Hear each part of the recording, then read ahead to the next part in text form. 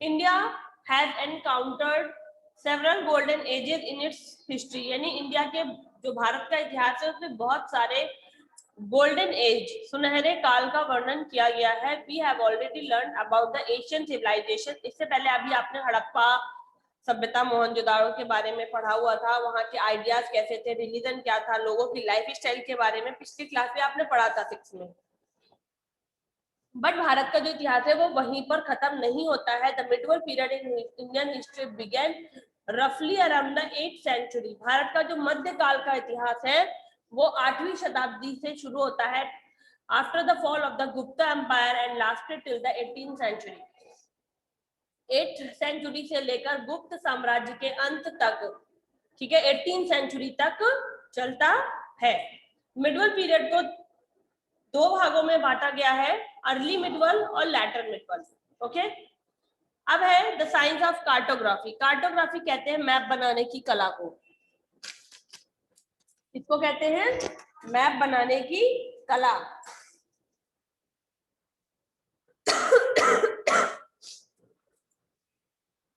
Human beings have always felt the need to travel for different reasons. लोग विभिन्न कारणों से यात्रा करते हैं, जैसे आज भी रीजन है, हम बिना वजह घूमने नहीं जाते।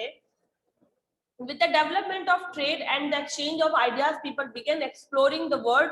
However, the art of map making was hitherto unknown. इस वर्ड को अंडरलाइन कर लीजिएगा, फाइंड आउट करेंगे इसे हम, मीनिंग क्या होता है इसका, ठीक है। After that, travelers from different parts of the world set out on exploration, during which they devised rough drawing that indicate place or direction. It was long process as different explorers from different time period contributed to this process of charting the features of the earth. This led to the development of map making or cartography. Map बनाने की, मानचित्र बनाने की कला को cartography कहा गया। One of the first map was made by the Arab geographer Al-Idrisi. आपसे पूछा जा सकता है पहला फर्स्ट मैप मेकर कौन था या फर्स्ट कार्टोग्राफर कौन था, तो आपको पता होना चाहिए, अंडरलाइन कर अपना नाम रख पे कहीं भी लिख लो, या जब बुक आए तो ध्यान रखना।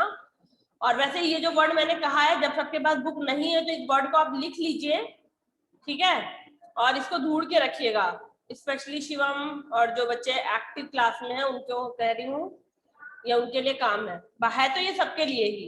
रोहित, इसे वर्ड को नोट करो, HITHERTO को, और इसकी मीनिंग निकालना। और अरब ज्योग्राफर था अल-इद्रिसी, इसका नाम 1154 and is very different from our current map. जो उस वक्त अल-इद्रिसी ने 1154 में जो मैप बनाया था वो आज के मैप से बहुत डिफरेंट था। उसके बाद second map the next page आपके बना हुआ है, is from 1507 when people understood the word and its place better. इसके बाद दूसरा मैप 1507 में बनाया गया, जिसमें जगहों को बहुत अच्छे से बताया। जब लोग जगहों के बारे में अच्छे से जान गए तो दूसरा मैप 1507 में बनाया गया।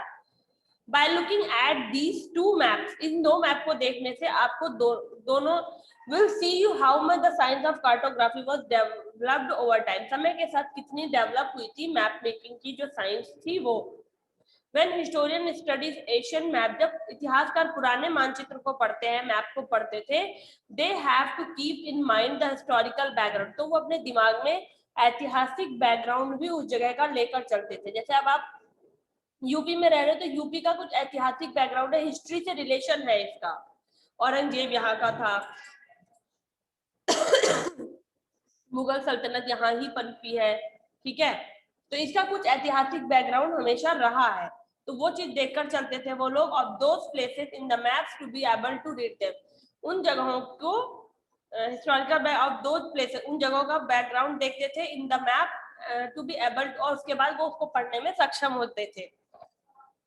तो ऊपर से था कि लोग विभिन्न कारणों से यात्राएं करते हैं, जैसे जैसे व्यापार की ये जो आपकी लाइन है, with the development of trade trade जैसे जैसे बड़ा एक्सचेंज हुए, आइडियाज एक दूसरे से मिलना शुरू हुआ, तो लोगों ने एक दूसरे को अपने विचार देना शुरू किए। People began exploring the world, तो लोगों ने एक्सप्लोर करना, दुनिया को ढूंढना शुरू किया, खोजना शुरू किया, देखना शुरू किया, और वहीं से फिर धीरे धीरे मैप बनाने की जो कला थी वो आना शुरू हुई। ट्रैवलर्स जो यात्री होते थे वो क्या करते थे, वर्ल्ड के डिफरेंट पार्ट्स को सेट करके एक्सप्लोरेशन जो भी करते थे उसकी रफ ड्राइंग बनाना शुरू करते थे कि ये डायरेक्शन में हम गए थे और ऐसा ऐसा था।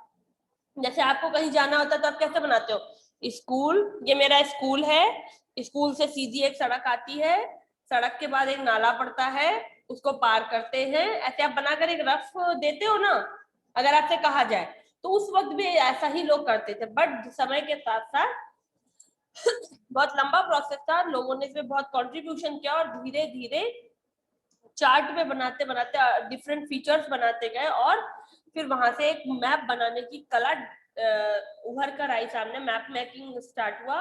और सबसे पहला मैप 1154 में अल इदरीसी अरब ज्योग्राफर था एक, उसने बनाया था। उसके बाद सेकंड मैप आपका 1507 में बना था, जिसमें जो पहला मैप था उससे वो बहुत ज्यादा डिफरेंट था। ओके, ये हैं आपके दोनों मैप जो एक दूसरे से बहुत डिफरेंट है। ये देखिए, समझ में नहीं आ रहा है कहाँ क्या है, ठीक है, बट पहला मैप था ये, 12th सेंचुरी में कार्टोग्राफर अल इदरीसी ने बनाया था। ठीक है, उसके बाद मार्टिन बेल सी मुलर ने सेकेंड मैप बनाया था 1507 में, ये नाम आप लिख सकते हो। सेकेंड मैप आपका मार्टिन वॉल्सी मुलर ने बनाया था, ये ऐसा था।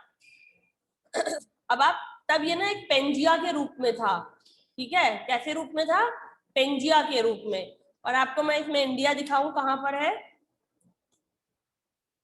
तब इसे पेंजिया कहा जाता था क्योंकि सारे आपके जितने भी ये थे जुड़े हुए थे। ये देखिए, ये आपका नॉर्थ अमेरिका और साउथ अमेरिका का पार्ट है, ये अलग हुआ था।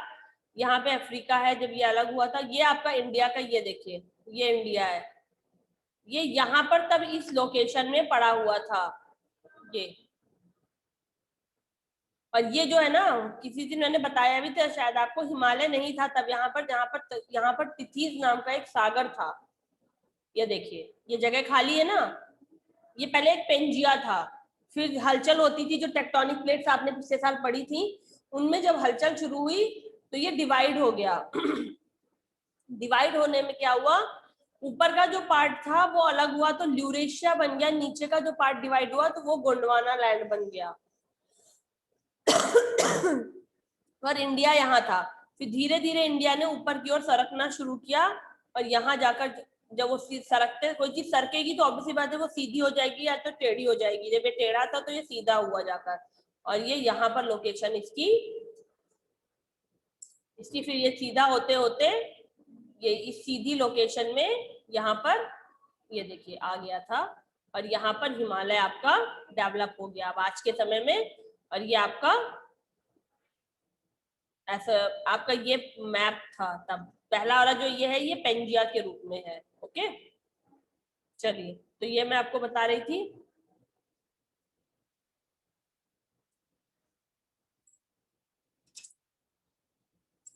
चलिए नेक्स्ट, फिर इसके बाद है टर्मिनोलॉजी, कुछ टर्म आए। भारत को आप जानते हो ना डिफरेंट नाम से बुलाया जाता है, जैसे republic India has been known by many different names, early Sanskrit text mention Aryavarta, Sanskrit के टेक्स्ट में आपको ये आर्यवर्त नाम मिलेगा, as the land of Aryan, जहां जिसको आर्य लोगों की भूमि कहा गया। And the Bharatvarsha in the पुराणों में आपको ये भारतवर्ष के नाम से मिलेगा।